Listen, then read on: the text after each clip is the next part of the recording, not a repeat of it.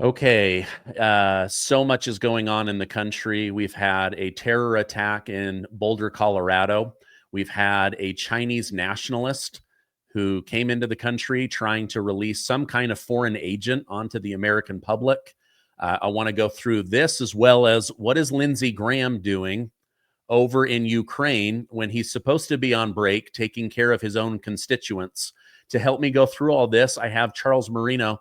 Chuck, thank you for joining me again. Good to see you, Stephen. So let me give some background. Charles Marino is an author.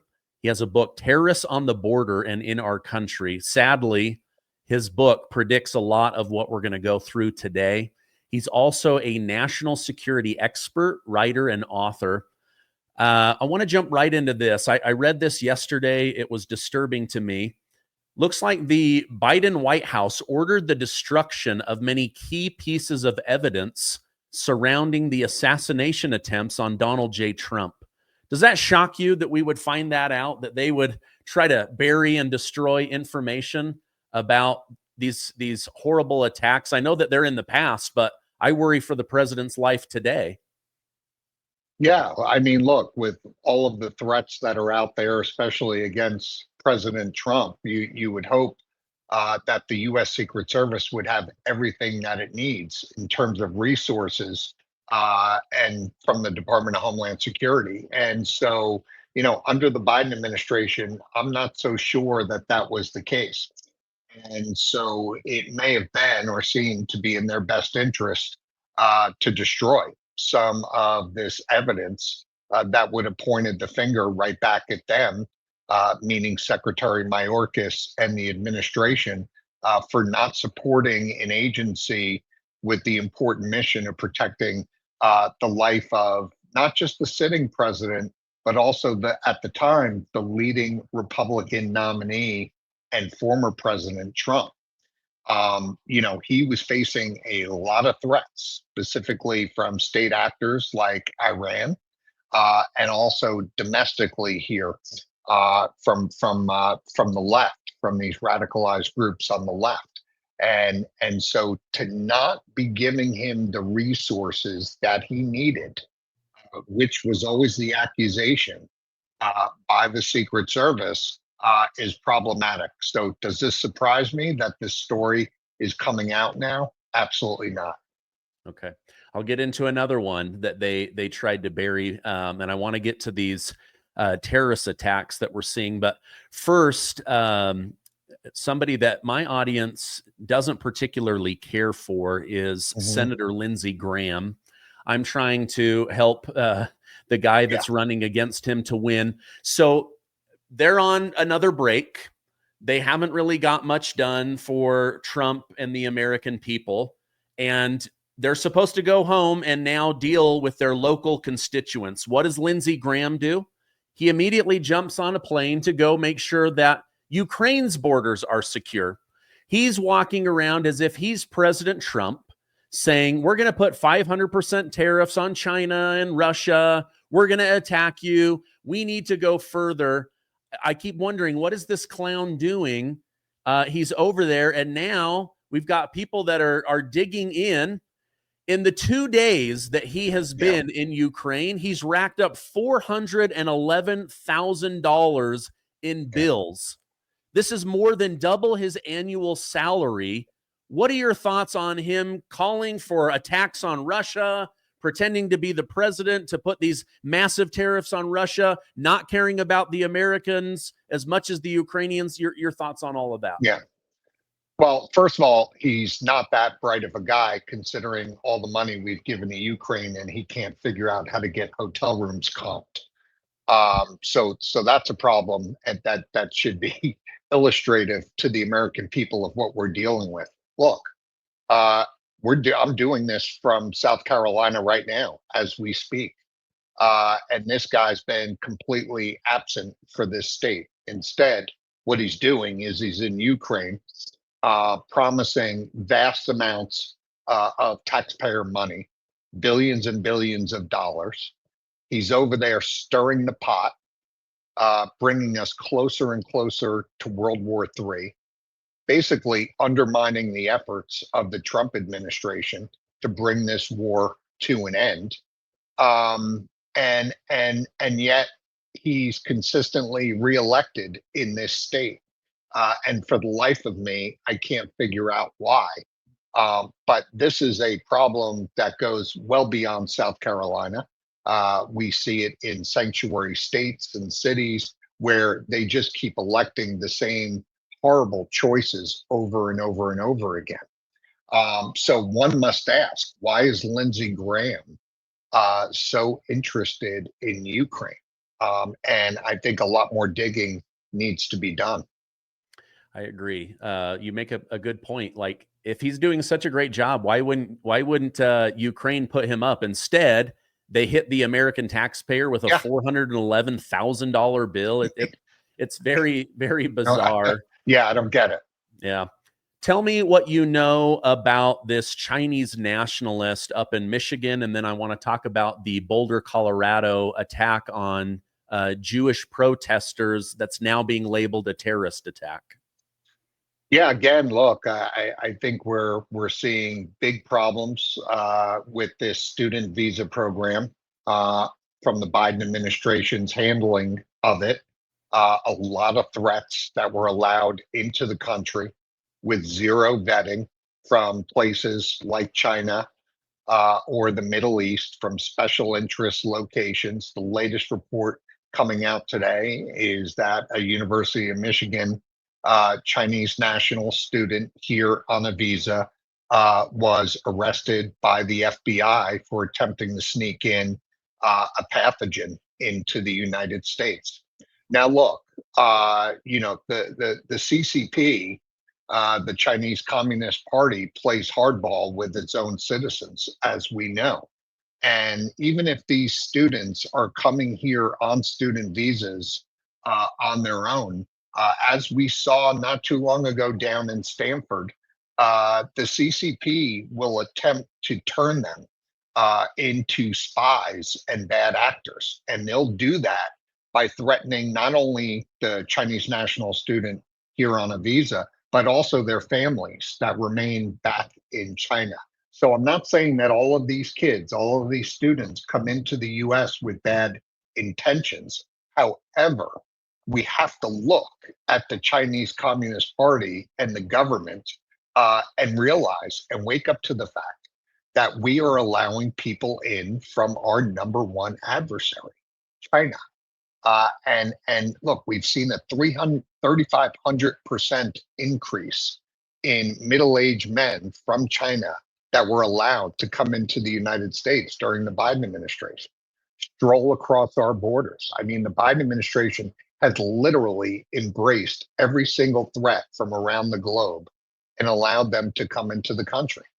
And so for us to expect different outcomes than what we're seeing right now in the form of Chinese nationals and terrorists and supporters of terrorist organizations would be naive.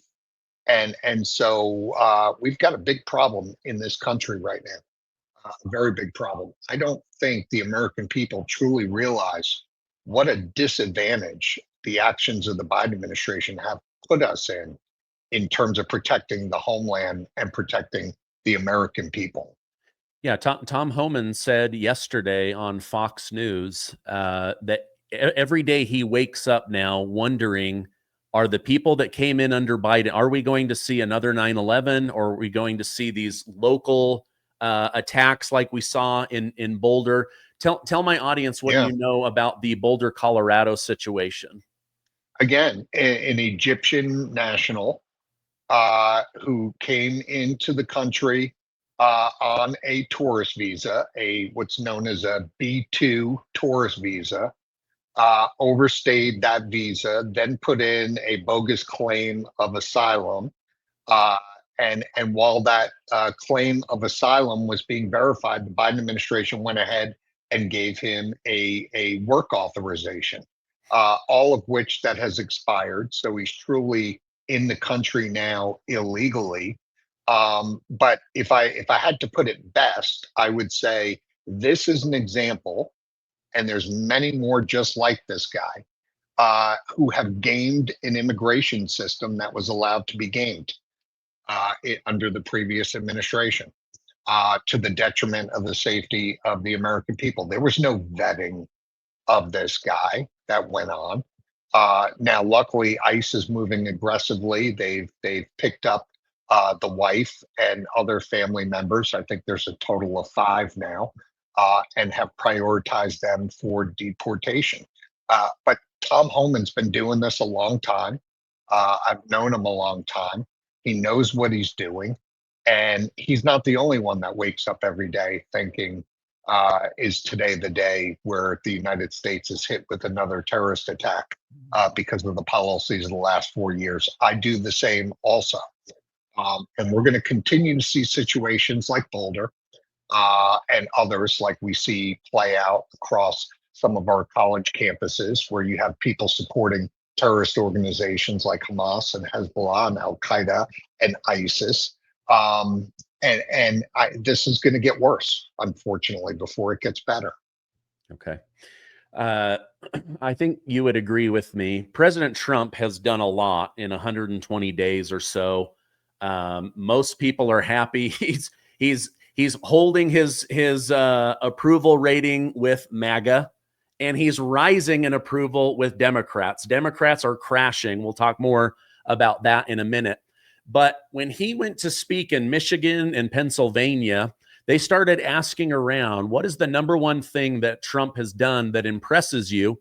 And he was expecting them to talk about tariffs and the movement that he's made in the Middle East. And almost all of them said the thing they're most grateful for is the closed down border.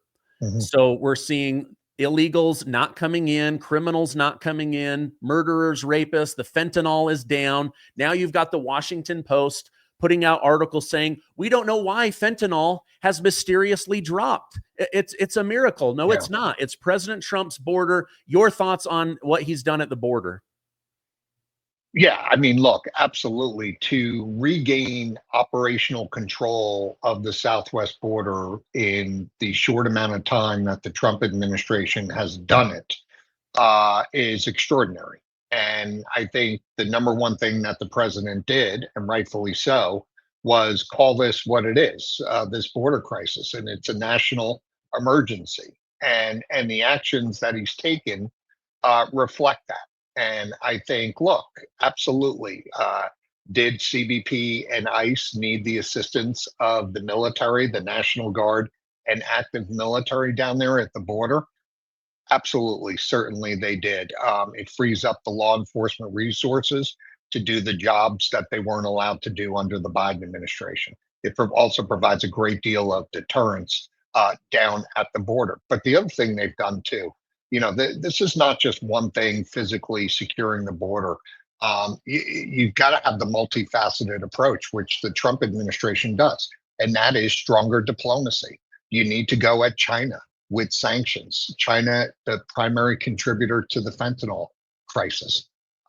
They provide all the synthetics to the cartels, who then finish off the production and bring it across the border. So this isn't just a one solution approach. You've got to also go at the source. They've gone at China and have gone at China aggressively. They've also increased diplomacy, strong diplomacy, with the countries along the path of migration. We saw it first with both Mexico and Canada. You see it along the path of migration, where the Trump administration is saying, look, you got to be a part of the solution, because if you stay a part of the problem, we're going to cut off your money. And that's using the power of the purse. And then, there's domestically, with the prioritization going after those in the country illegally who have already committed a crime of coming into the country illegally, that then continue to commit crimes or represent a national security threat, and getting them out of the country as quickly as possible. The Trump administration has done all of this with an imbalance of power, by the way, with the courts, with these district courts, making nationwide decisions to serve as a speed bump for what the administration is trying to get done to increase the safety of the country. And also sanctuary cities. You've got sanctuary cities undercutting the efforts of the Trump administration. So imagine if we had the courts playing the role they should in a way that they should, right? That is limiting district court decisions to only the districts that they rule in. And then sanctuary cities allowing state and local law enforcement to work with ICE to help, solve this problem and diminish these threats. But so he's got a lot of obstacles in his way, but the administration is having to go it alone, unfortunately, in many areas, and they continue to make great progress. Now, I have a lot more to share with you, but first, our amazing sponsor. COVID-19, cancer, diabetes, all of these kill far less than the number one killer in America, which is heart disease. Heart disease causes 1 in 4 deaths in America. Every 36 seconds, somebody dies of heart disease. So what can we do about it? Well, recently I interviewed Kim Bright, founder of Bright Core Nutrition, and she explains how her product, Vitality, contains 7 powerful, clinically proven and patented ingredients that work synergistically to help you, naturally lowering blood pressure, balance cholesterol, improve circulation, and strengthen overall cardiovascular health.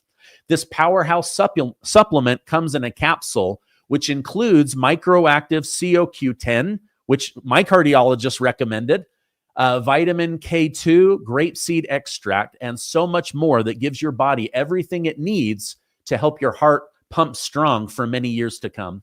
Anyone with high blood pressure or high cholesterol, anyone who wants to balance their blood sugar or has family history of heart disease should be taking Vitality every day. Now, I have an offer for you. Buy 2 bottles of Vitality, get 1 bottle absolutely free. I want you to check out the interview with Kim Bright so that you can take advantage of this. I'm going to leave that down below. But the educated staff at Brightcore can help you understand how this can help you.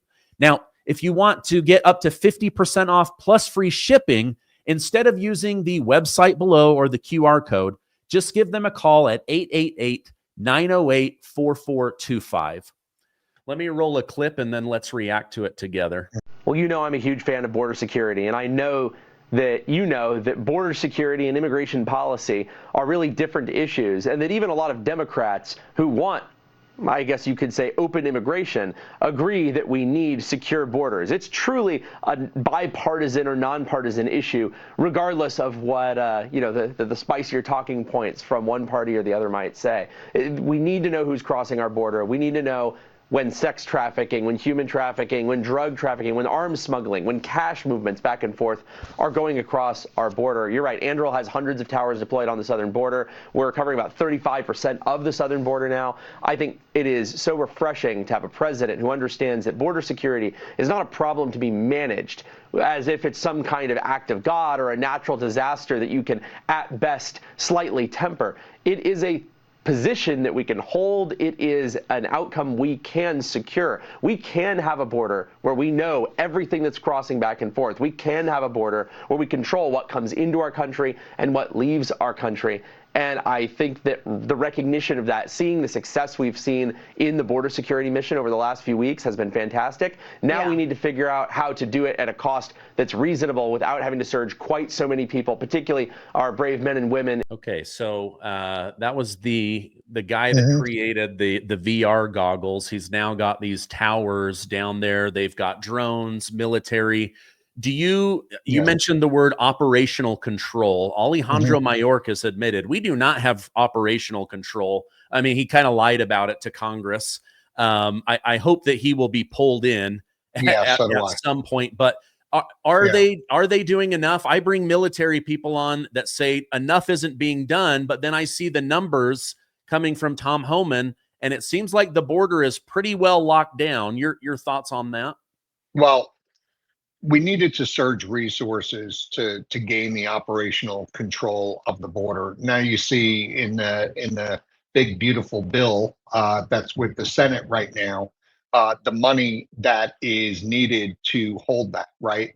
The physical barriers, expand the wall, the technology that guy was talking about that's needed at the border, and then also the additional operational resources. You're always going to need the operational resources at the border, But, increasing those physical barriers, increasing the use of technology, of course, can drive down how many bodies you actually need to secure the border. So I do agree with that. As far as, the money aspect of this, the cartels, look, a big change that the Trump administration put in place was designating the cartels and the gangs, MS-13, Tren de Aragua, and others as terrorist organizations, right? I'm a proponent of that, always have been, say so in the book. And that brings a greater amount of resources to go after these groups as the terrorists that they are, including going after the money. Right now, let's keep in mind a great deal of the money from the cartels and these gangs don't pass through traditional mechanisms, right, such as banks or other, I would say more formal currency transactions. But some do. And especially when you get down to the individual level, like the leaders of these cartels, where on an individual side, they do have things that touch the financial payment systems. And so we can freeze those, right? We can seize that money. So again, back to this multifaceted approach. You got to walk and chew gum on all of this. And it's not just, throwing bodies at the problem. It's a strategy that includes everything. That includes diplomacy, communication, the military, the economy. You have to pull in the economy, Stephen, when you talk about national security. And that's why every single thing that President Trump and his administration has been doing touches national security. Economic security is national security, right? Increasing production here in the United States, whether it's steel, whether it's oil, this all increases our national security. Why? Because we become less reliant on other places, including adversaries like China. Yeah. Well, Biden tried to, or at least his auto pen, whoever's behind the auto pen tried to shut down the production of oil in Alaska, along the Gulf Coast, down in the Yeah. South. That becomes a national security issue. President Trump just increased the tariff on steel, said, no, we want U.S. steel, a company that we are proud of. We've partnered with Japan, but we retain operational control of that. Everybody is freaking out. It's such a positive thing. He negotiates a $5,000 bonus for most of them. I mean, these are the things. Like, if we can't take care of our own country, uranium mining, they just gave permission to open the first uranium mine. We've been getting our uranium from Russia. When Hillary Clinton's not sending it to Putin, we were buying it back. So these are all things that make our nation safe again. And I'm so grateful to see that. Is there anything else in the last little while that Trump has done that you see as protecting the country? Well, one thing from that clip that you showed me that is important for the American people to know with respect to, what truly was the anomaly here. Well, which one didn't look like the others when it comes to securing this country? This was not typically border security and immigration enforcement a partisan issue. If you go back, and I point this out in the book, if you go back to the Clinton administration, President Clinton was considered to be a border and immigration hawk, including statements from his wife as well, when she moved on and was seeking the Senate, seeking the presidency. The same thing with Barack Obama. Remember, Barack Obama was given the nickname the deporter in chief by immigration advocacy groups. They were no fan of his. Okay. President Bush put in place the Merida Initiative, again, which held countries along the path of migration responsible for being a part of the solution. President Obama comes in office, liked the Merida Initiative, and said, you know what? I'm going to expand this. We're going to call this Beyond Merida. So there was alignment that this always needed to be the foundation of our homeland security. The anomaly was the Biden administration. Never before have we had a commander in chief that just upped and walked away from making sure that our borders were secure and that our immigration laws were being enforced. I mean, the entire administration, starting with Secretary Mayorkas, just threw their hands up and said, "We're not in this business anymore. We do not believe that these are essential pillars in homeland security," which flies in the face of common sense. So I think it's important for your listeners to understand just how big of an anomaly Biden was in this entire process. If you go back in recent history and look starting at the Clinton administration. Yeah. Do you, I don't expect you to have a 100% answer on this, but maybe just your thoughts or opinion. Was Alejandro Mayorkas operating in bad faith and being directed to let people in? Or now that we know more, was he literally waiting for better commands to come down the chain and they just never arrived because Biden had yogurt for brains, or Kamala Harris was sitting on her thumbs pretending she wasn't the border czar? When it comes to Mayorkas, what do you see that? What's the truth there? So before I answer that, let's remember that Ali Mayorkas served in the Obama Biden administration when Obama was deporting 450,000 a year and for 8 years straight. I think his totals were almost 13 million deported at the end of his 8 years. So he bought off on that when he served in the Obama administration. And what I think happened to Ali Mayorkas when he was given the secretary position under the Biden administration is I think he knew very well what the policies were going to be of the Biden-Harris administration, and he sold his soul. And he was the facilitator of those poor policies. Again, look, we're talking about, I like Ali Mayorkas as a person. I've known him for decades.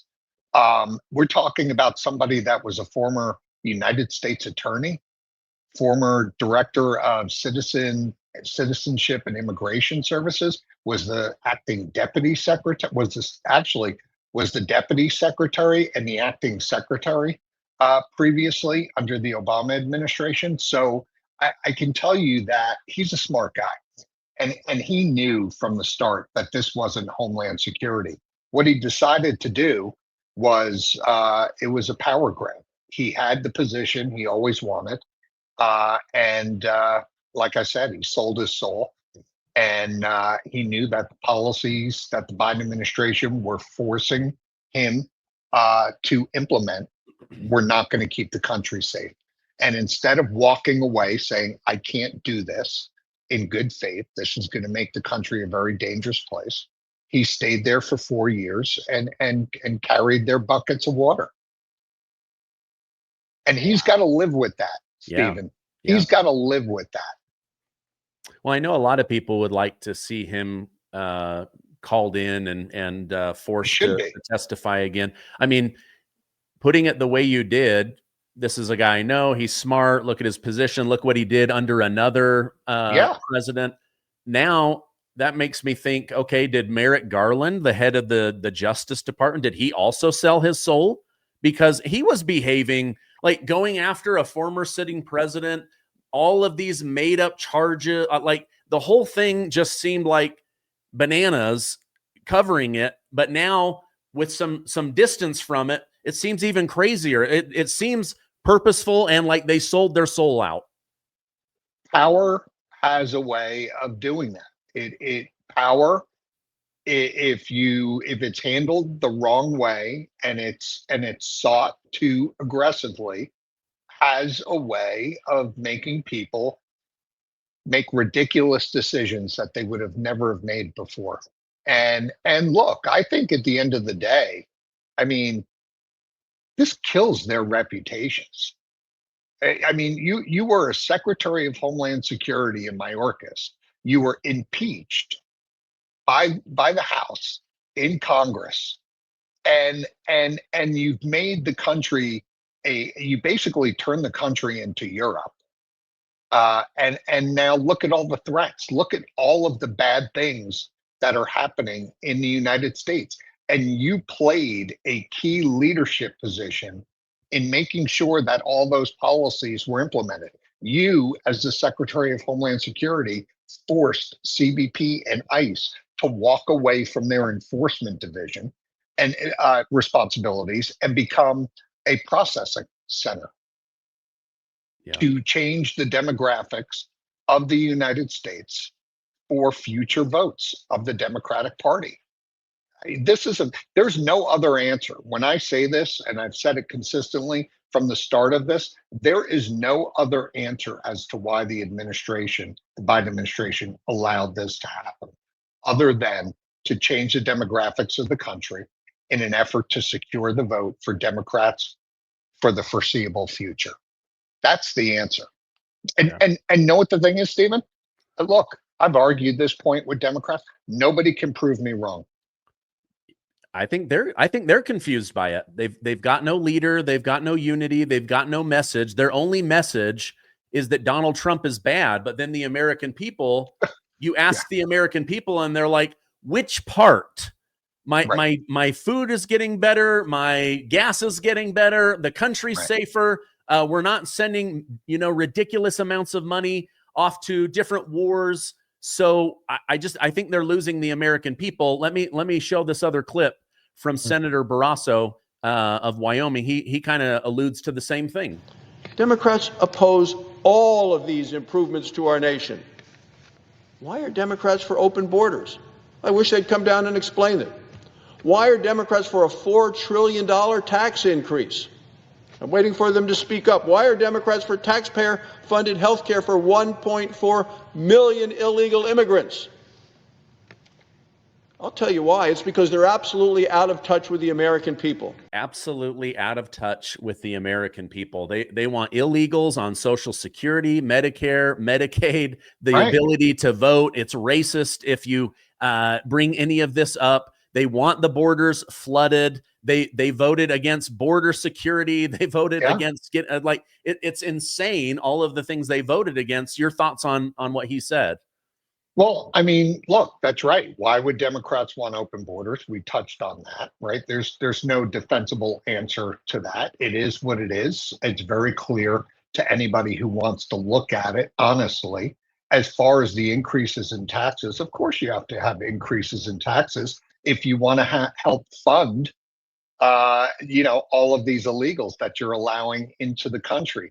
If you want to drive business to these leftist non-governmental organizations like they did the 4 years under Biden to the tune of hundreds of billions of dollars to help facilitate human trafficking and the trafficking of children, right? And the support of the cartels. Look, the Biden administration's policies made a lot of people rich.